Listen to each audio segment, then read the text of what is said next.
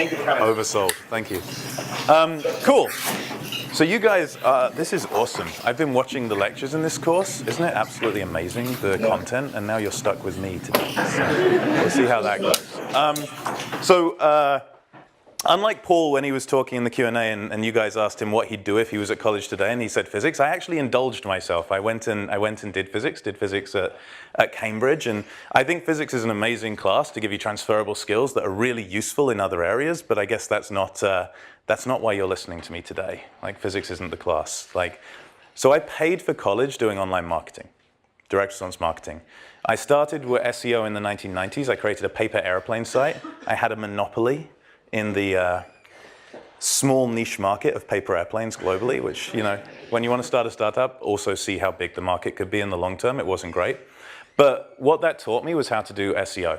And back in those days, it was Alta Vista, and the way to do SEO was to have white text on a white background, 5 pages below the fold, and you would rank top of Alta Vista if you just said paper airplanes 20 or 30 times in that text. And that was how you won at SEO in the 1990s. It was a really easy skill to learn. When I went to college, being a physicist, I thought paper airplanes would make me cool, and I was actually the most nerdy person in the physics class, so I created a cocktail site, which was how I learned to program, and that grew to be the largest cocktail site in the UK. And that really got me into SEO properly when Google launched. So with Google, you had to worry about PageRank, and you had to worry about getting links back to your site, which basically at that stage meant one link from the Yahoo directory got you to the top listing in Google if you had white text on a white background below the fold as well. When Google launched AdWords, that's when I really started to learn how to do online marketing. And that was buying paid clicks from Google and reselling them to eBay for a small margin of 20% using their affiliate program. And that was what really kicked me into overdrive into doing what everyone nowadays talks about as growth or growth hacking or growth marketing. And in my mind, it's just internet marketing. Using whatever channel you can to get whatever output you want. And that's how I paid for college and how I ended up going from being a physicist to a marketer and transitioning to the dark side of the force. So what do you think matters most for growth? You've had loads of lectures and people have said it over and over, so what do you guys think matters most for growth? Someone give me an answer. Great product. Great product. I agree. Great product. What does great product lead to? Customers. Customers. And what do you need those customers to do? Spread the word. Someone said stay on your site. Someone said that. That's it. Retention. Retention is the single most important thing for growth. Now, we have an awesome growth team at Facebook, and I'm super proud to work on it. But the truth of the matter is we have a fantastic product. But getting to work on growth at Facebook is a massive privilege because we're promoting something that everyone in the world really wants to use, which is absolutely incredible. If we can get people on and get them ramped up, they stick on Facebook. So many times, I've advised multiple startups. My favorite was working with Airbnb, but I've worked with Coursera. I've worked with other ones that haven't done as well as those guys.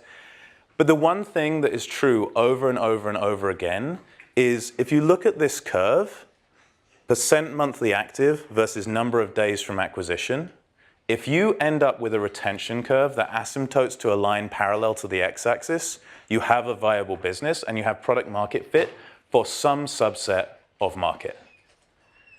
But most of the companies that you see fly up, who talk about growth hacking and virality and all of this other stuff, I'm going to try so hard not to swear, but it'll happen. Their retention curve slopes down towards the x-axis and in the end intercepts the x-axis.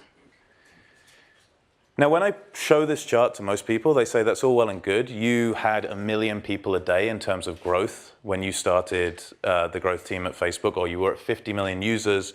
You had a lot of people joining the site, so you had a ton of data to do this. We use this same methodology for our B2B growth. Getting people to sign up as self-service advertisers, we used this analysis to understand how much growth we were going to have in that market as well. And in that place, when I joined Facebook, the product was 3 days old.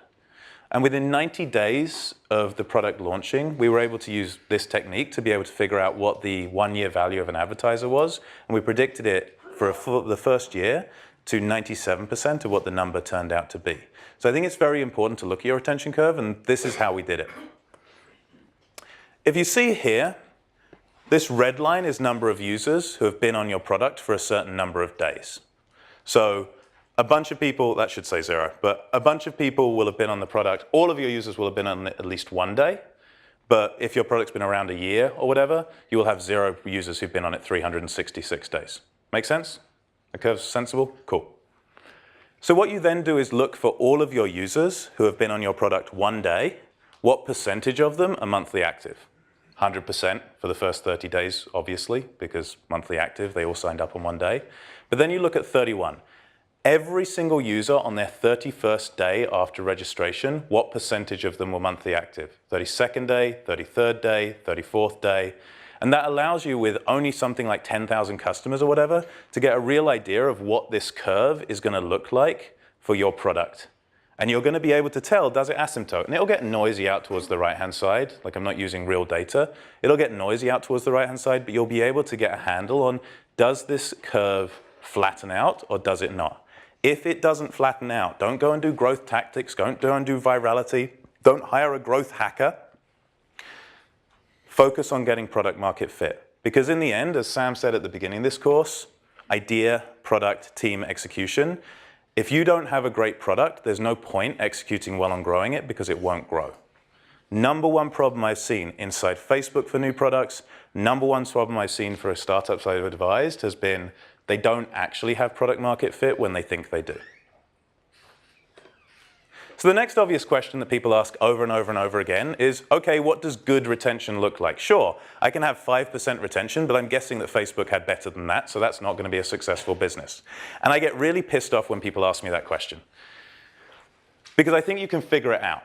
And I love this story, and this is like my one gratuitous story that I love that I'm throwing in here, so the rest of it may not be as gratuitous. But this is a picture that was published in Life magazine in 1950 of one of the Trinity nuclear bomb tests.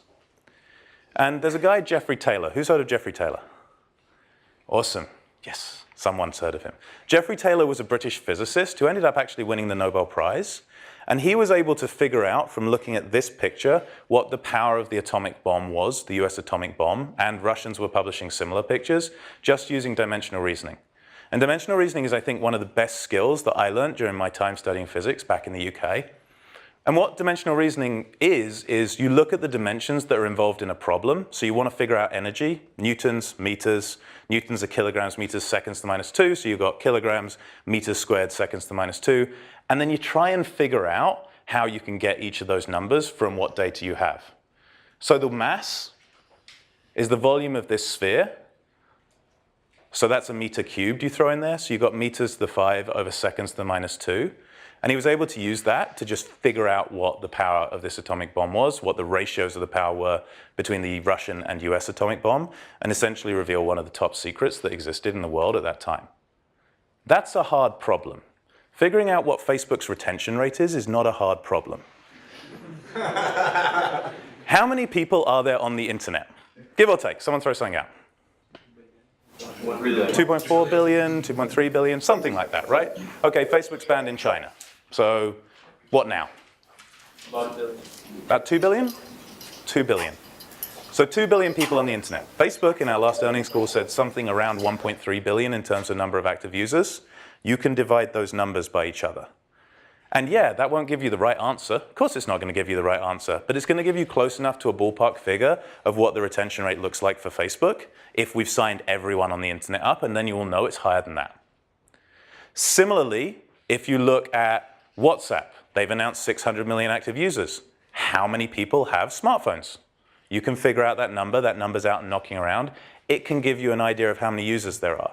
Amazon has had a pop at signing up almost everyone in the United States. You know how many people are online in the US, and you've got a good idea of how many customers Amazon are from the numbers they throw out. Different verticals need different terminal retention rates for them to have successful businesses. If you're in e-commerce and you're retaining on a monthly active basis, like 20, 30% of your users, you're probably going to do pretty well. If you're in social media and your first batch of people signing up to your product are not like 80% retained, you're not going to have a massive social media site. And so it really depends on the vertical you're in, what the retention rates are. What you need to do is have the tools to think about who out there is comparable and how you can look at it and say, am I anywhere close to what real success looks like in this vertical? So retention is the single most important thing for growth. And retention comes from having a great idea and a great product to back up that idea and great product market fit.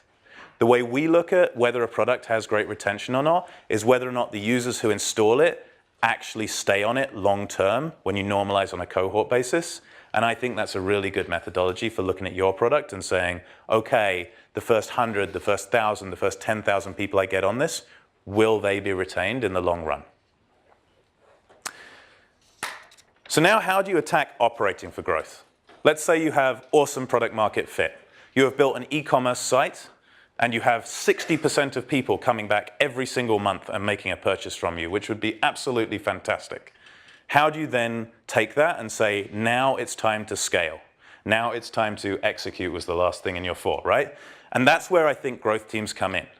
Like my contrarian viewpoint or whatever is if you're a startup, you shouldn't have a growth team. Damn it! So close. Halfway through and I failed. You shouldn't have a growth team. Startups should not have growth teams. The whole company should be the growth team. The CEO should be the head of growth. You need someone to set a North Star for you. Gratuitous shot of the NASA page. You need someone to set a North Star for you about where the company wants to go. And that person needs to be the person leading the company, in my opinion, from what I've seen. And Mark is a fantastic example of that. Back when Facebook started, lots of people were putting out their registered user numbers, right? You'd see registered user numbers for MySpace, you'd see registered user numbers for Contact, you'd see registered user numbers. Mark put out monthly active users as the number both internally he held everyone to and said, we need everyone on Facebook, but that means everyone active on Facebook, not everyone signed up to Facebook. So monthly active people was the number internally, and it was also the number he published externally.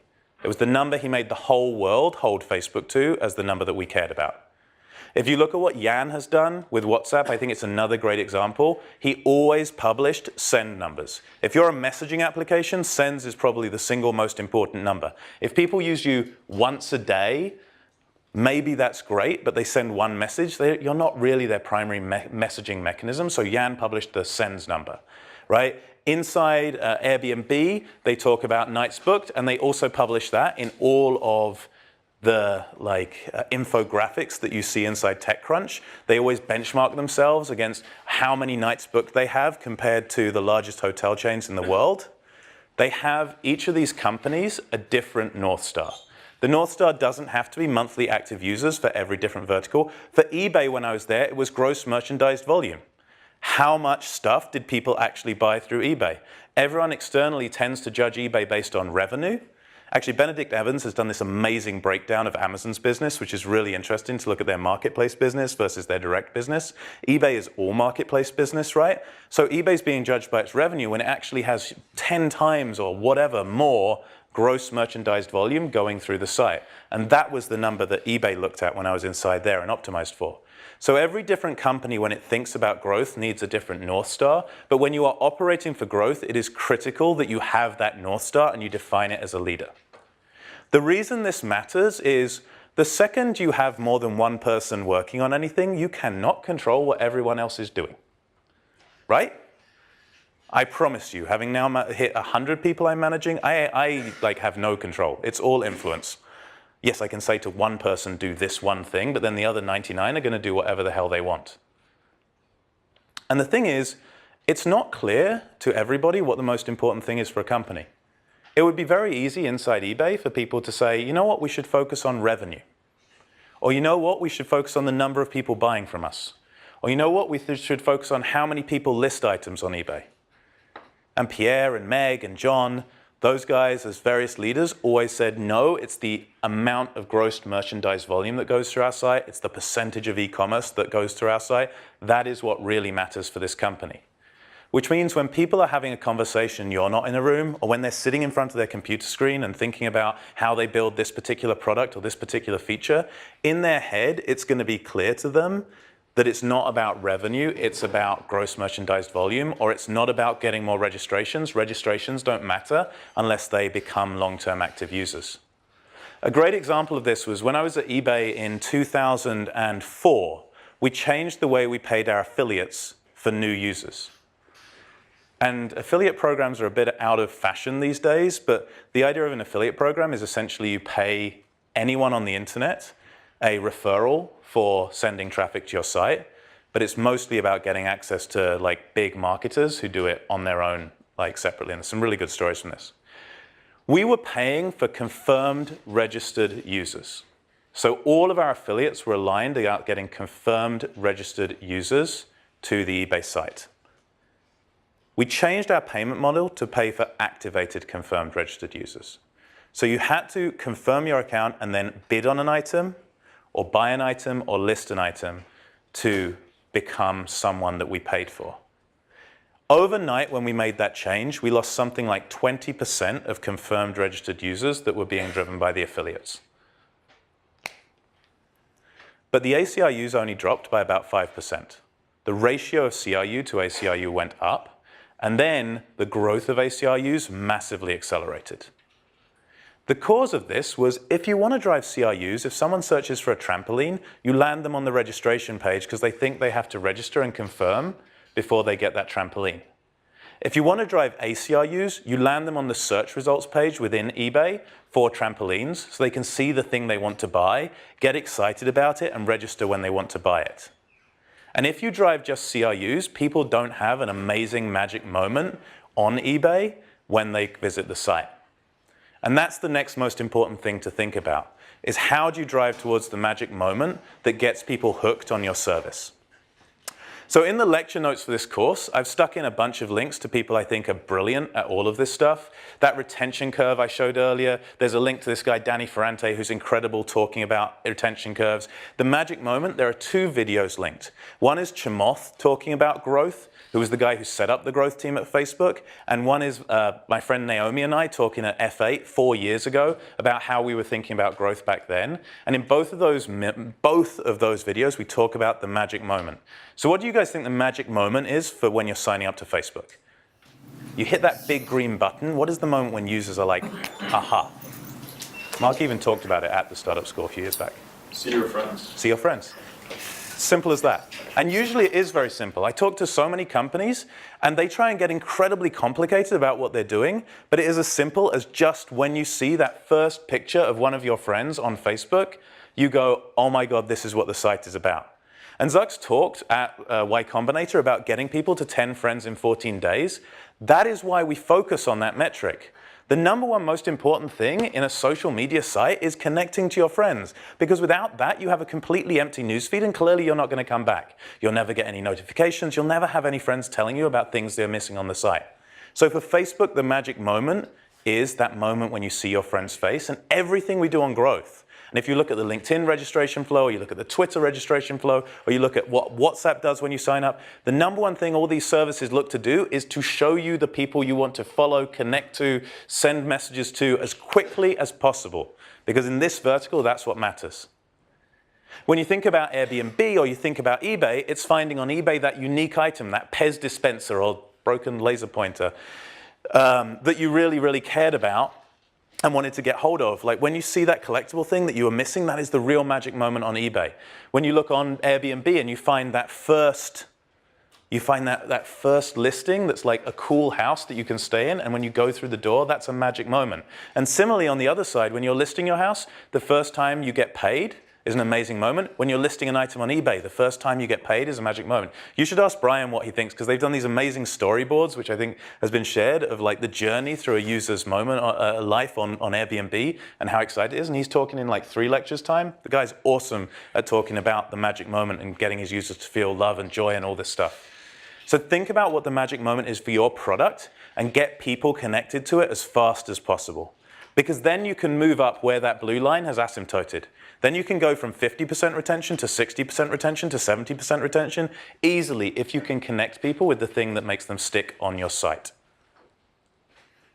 The second thing to think about is everyone in the Valley gets wrong that we optimize when we think about growth for ourselves. So my favorite example is notifications. Again, talk to lots of companies, advise lots of companies. Every single company, when they talk about notifications, goes, oh, I'm getting too many notifications. I think that's what we need to optimize for on notifications. Okay, are your power users leaving your site because they're getting too many notifications? No. Then why would you optimize that? They're probably grown-ups and they can use filters. What you need to focus on is the marginal user. The one person who doesn't get a notification in a given day or month or year. Our experience of our products, and by the way, like building an awesome product is all about thinking about the power user, right? Building an incredible product is definitely optimizing for the people who use your product the most. But driving growth, people who are already using your product all the time are not the ones you have to worry about. So in this Danny Ferrante video, there's also, that's linked from the lecture page, there's also talk about our growth accounting framework that we use to think about for growth. And we looked at new users, resurrected users, people who weren't on Facebook for 30 days and came back, and churned users. And the resurrected and churn numbers for pretty much every product I've ever seen dominate the new user count once you reach a sensible point of growth, a couple of years in, whatever. And all those users who were churning and resurrecting had low friend counts and didn't find their friends and so weren't connected to the great stuff that was going on Facebook. And so the number one thing we needed to focus on was getting them to those 10 friends, getting them to whatever number of friends they needed. So think about the user on the margin. Don't think about yourself when you're thinking about growth. So operating for growth, what you really need to think about is what is the North Star of your company? What is the one metric where if everyone in the company is thinking about it and driving their product towards that metric and their actions towards moving that metric up, you know in the long run your company will be successful. And by the way, they're probably all correlated to each other, so it's fine to pick almost any metric. Whichever one is like the deepest, like that you feel the best about, that aligns with like your mission and your values, probably go for that one. But realistically, daily active users, fairly correlated to monthly active users. We could have gone with either one. Amount of content shared, also very correlated to how many users there are, because guess what? You add a user, they share content. So lots of things end up being correlated. Pick the one that fits with you and that you know you're going to be able to stick with for a long time, but have a North Star. Have a North Star and know the magic moment that when a user experiences that, they will deliver on that metric for you on the North Star. And then think about the marginal user, don't think about yourself. Those are, I think, the really important points when you're operating for growth. Everything has to come from the top.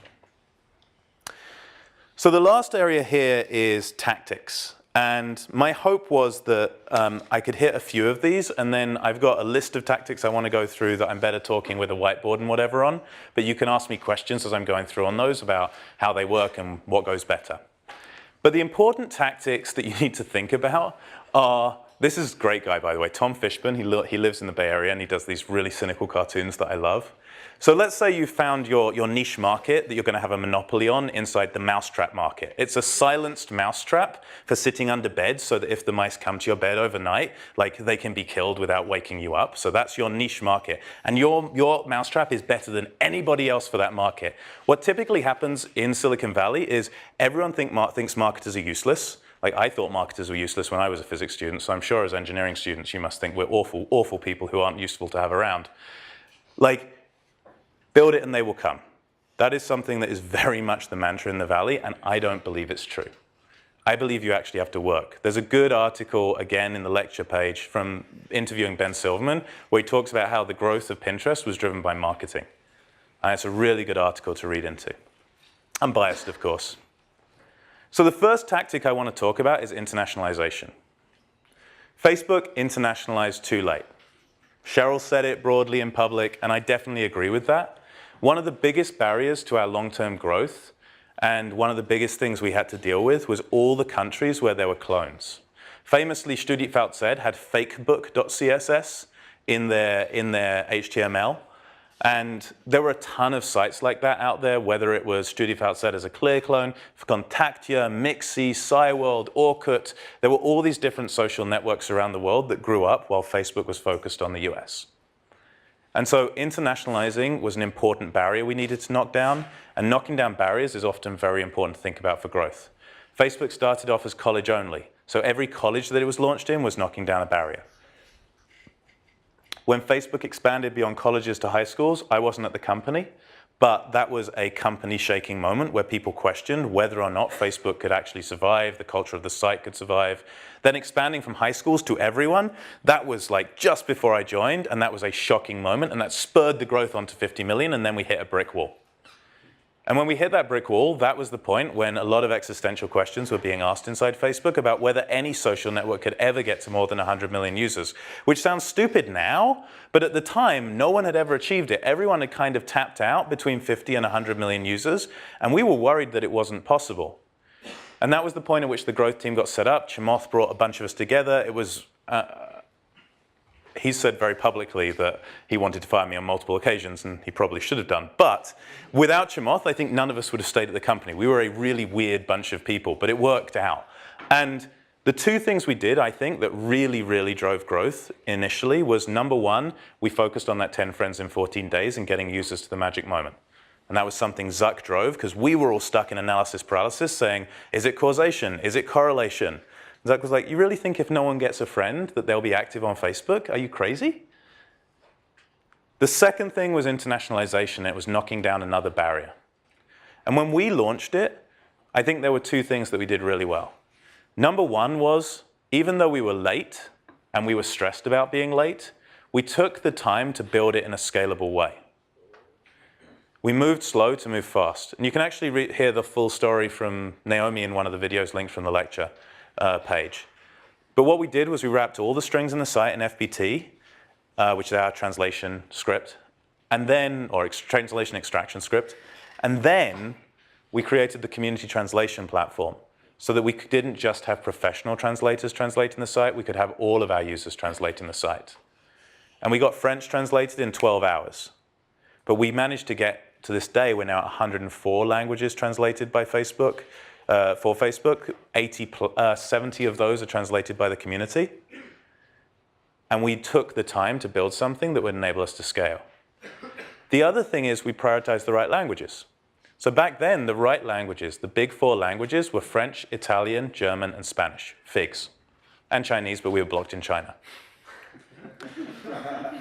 So we focused on French, Italian, German, and Spanish. Now look at that list. That's today's distribution of languages. Italian isn't on the list anymore. French and German are about to fall off. In the last year, we quadrupled the number of people on Facebook in Hindi. Quadrupled.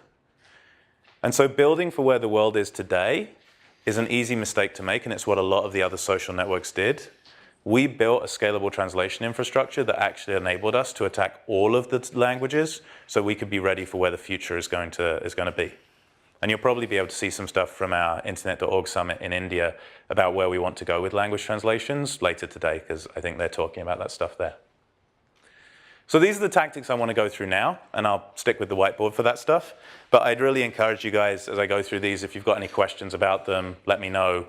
I think this should be like a more free-form time anyway, but I think some of these tactics are quite interesting. So virality. Yes. I think there are 2 ways to look at virality. There's a great book. The book on the right here by Adam Pennenberg, Viral Loop, goes through a bunch of case studies of companies that have grown through viral marketing. And I strongly encourage you, if you're interested in viral marketing, to get that book. I think Ogilvy in advertising is great as well, because chapter 7, he's like, if you can't think of anything else, stick a car to a billboard with super glue and people will buy your super glue. And he's got some really good creative tips in there. Like the guy's been dead 20 years, and I think he's still, I buy, everyone on my team gets both of these books when they start on my team. So virality. So Sean Parker has this model that he taught, or he told us about when I joined Facebook, which is to think about virality for a product in terms of 3 things. First is payload. So how many people can you hit with any given viral blast?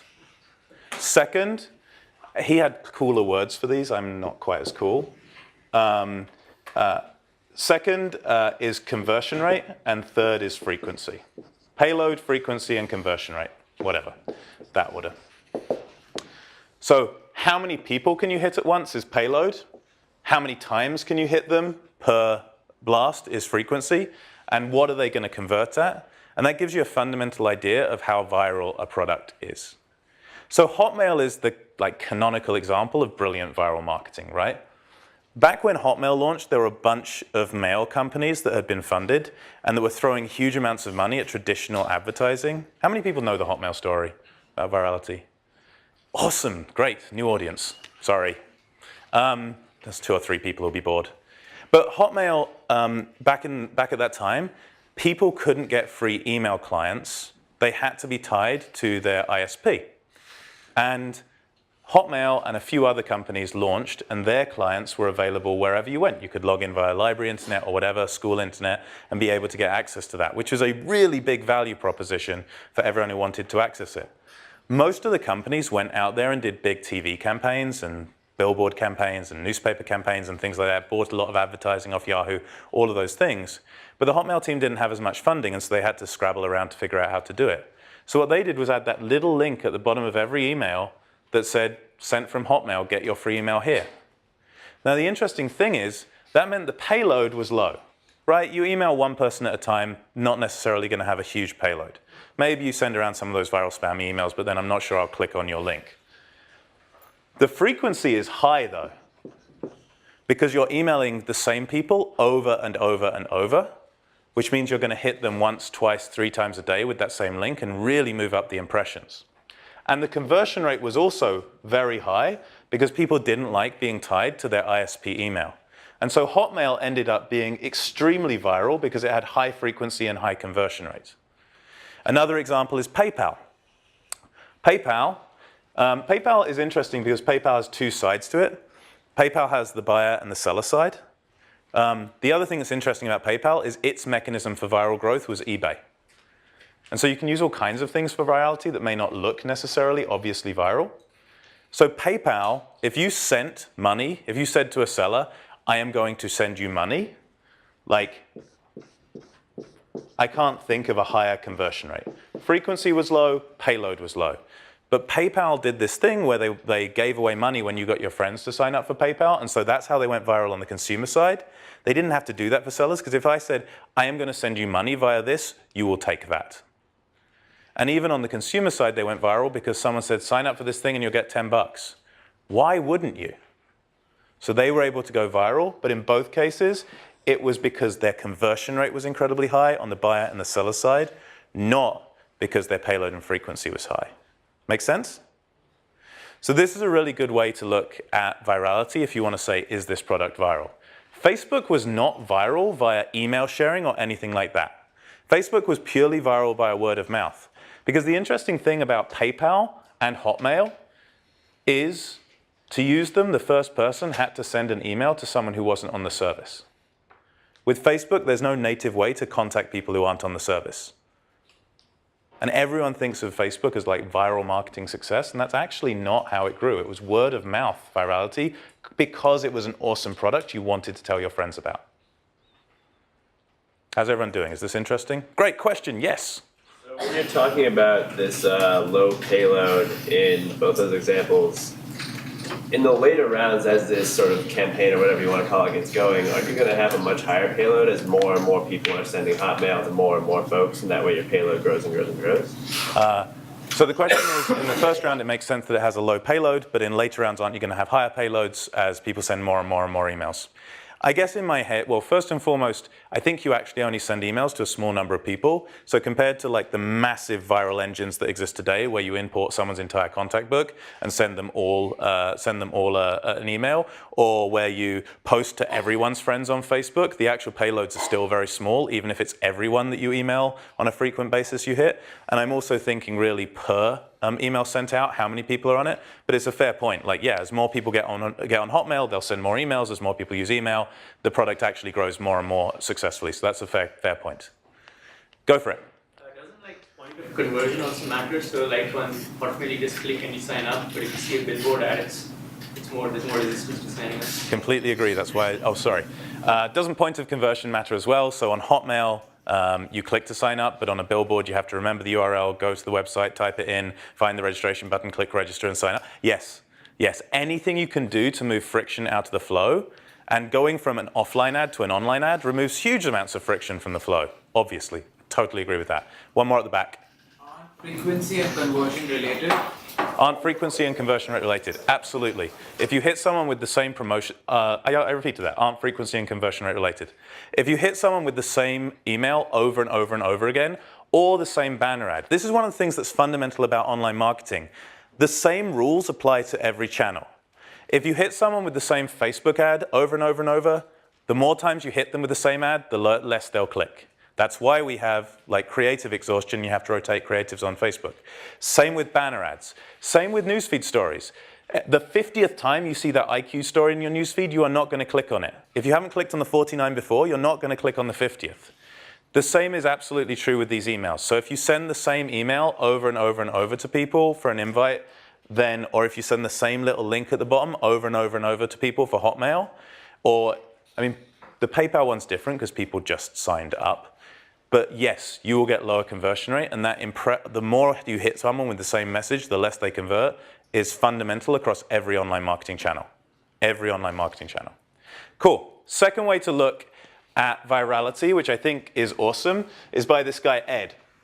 And Ed runs the growth team at Uber now. He was at the growth team at Facebook, and he was a Stanford MBA student and did a class similar to this where they talked about virality, and they all went and built viral products, and there was a bunch of press about that, actually. And he's brilliant at this stuff. The interesting thing about Uber is if you look at their growth team, they're incredibly focused on drivers. Because as a two-sided marketplace, they need drivers. That's a huge, huge chunk of their focus as a team, even though they've got like probably the best viral guy in the world at the company. So with virality, you send out, you get someone to contact import, let's say. Then the question is, how many of those people do you get to send imports? Then the question is, to how many people?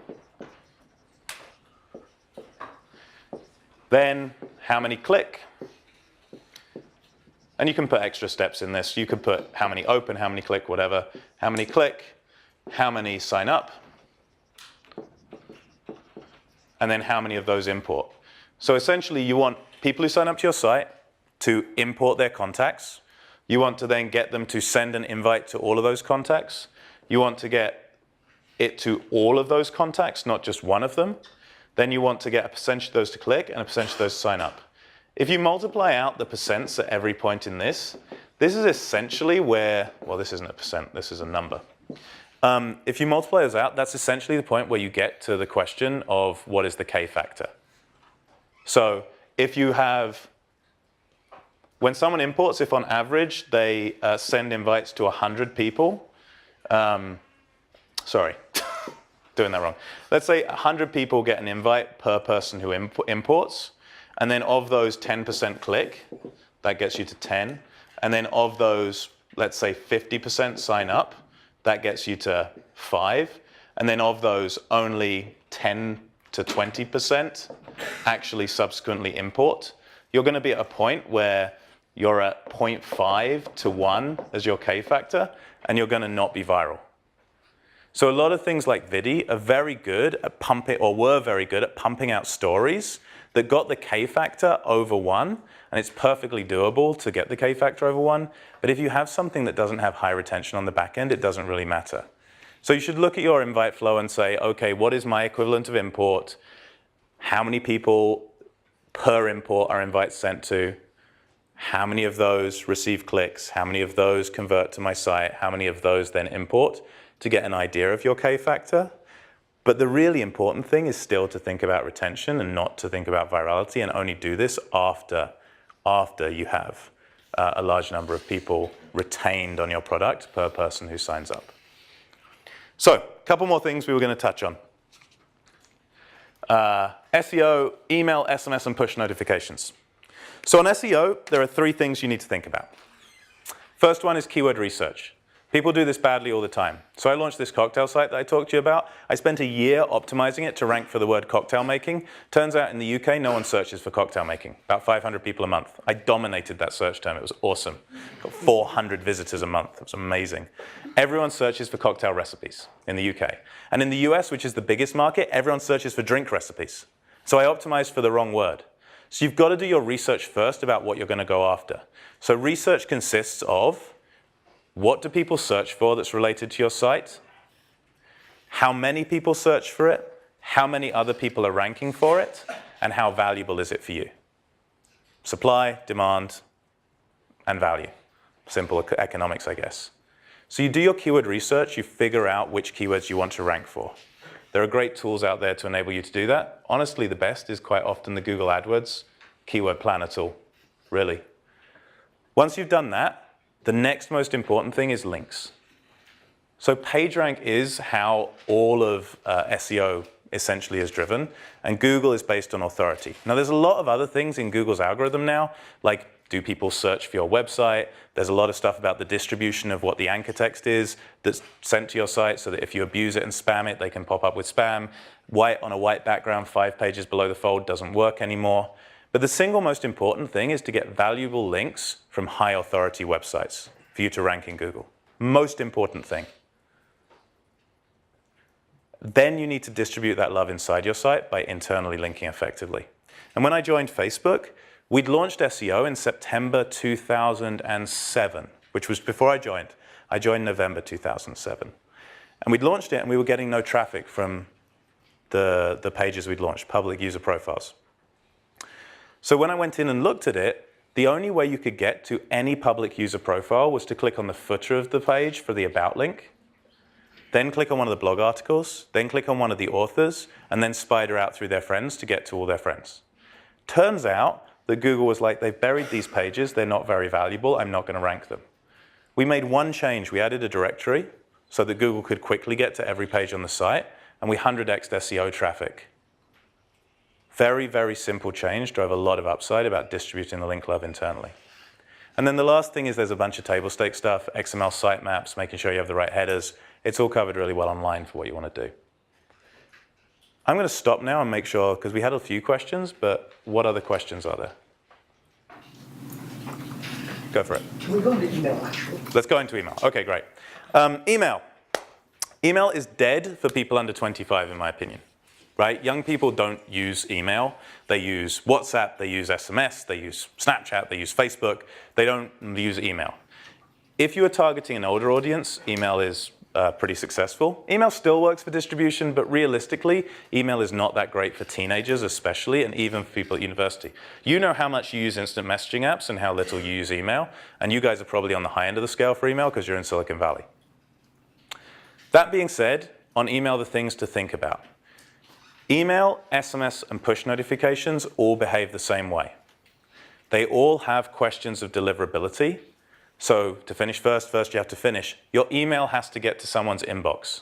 So if you send a lot of spam and you end up with dirty IPs, or you send spam from shared servers where other people are, or you send email notifications from shared servers where other people are sending spam from, you are going to end up being put in the spam folder consistently and your email will fail completely.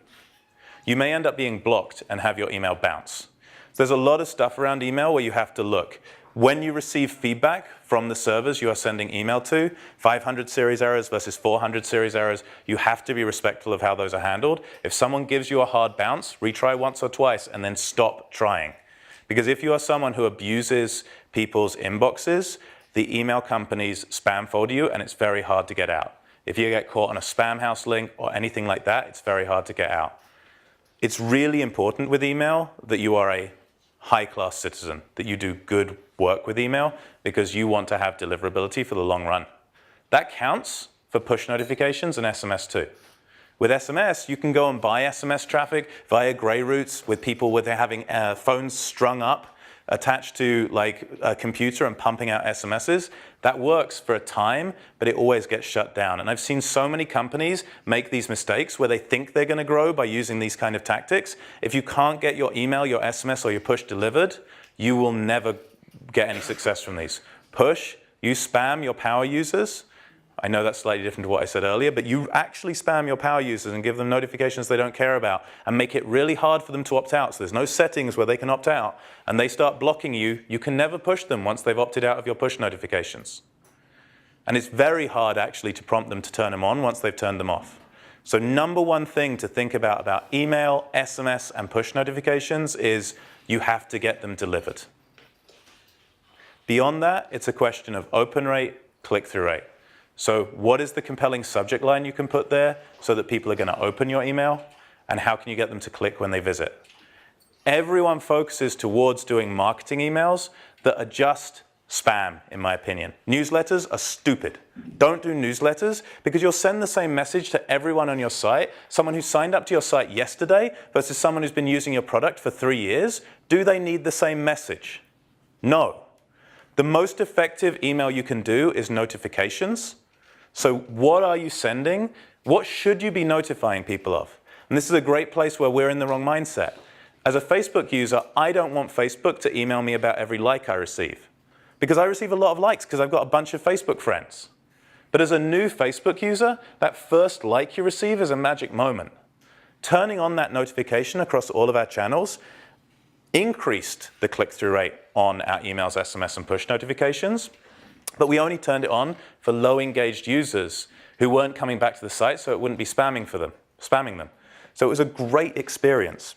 So think about that. What notifications should you be sending is the first thing that you need to think about on email, SMS, and push. And then the second thing you need to be thinking about is how can you create great triggered marketing campaigns? So when someone created their first cross-border trade transaction, was one of the best email campaigns I was ever part of at eBay in terms of click-through rates. It was awesome because it was really timely, really in context, the right thing to do for the user. So I'd say make sure you have deliverability, most important thing. Focus on notifications and trigger-based email, SMS, and push notifications beyond that. So I think we're out of time. There's one thing I wanted to finish with, which is, and if you guys have any questions, I guess, like, you can reach me, and if I get spammed, I just won't reply. We have great spam filters. No. One of my favorite quotes is from General Patton, and it's so cliched, it's crazy, but it's awesome. A good plan, violently executed today, is better than a perfect plan tomorrow. And one of the things Chamath instilled in us, and Javi still instills in us, and Mark instills across the whole of Facebook, is this move fast and don't be afraid to break stuff ethos. If you can run more experiments than the next guy, if you can be hungry for growth, if you fight and die for every extra user and you stay up late at night to get those extra users, to run those experiments, to get the data and do it over and over and over again, you will grow faster. Mark has said he thinks we won because we wanted it more, and I really believe that. We just worked really hard. It's not like we're crazy smart or we've all done these crazy things before. We just worked really, really hard, and we executed fast. And I strongly encourage you to do that. Growth is optional. Thank you.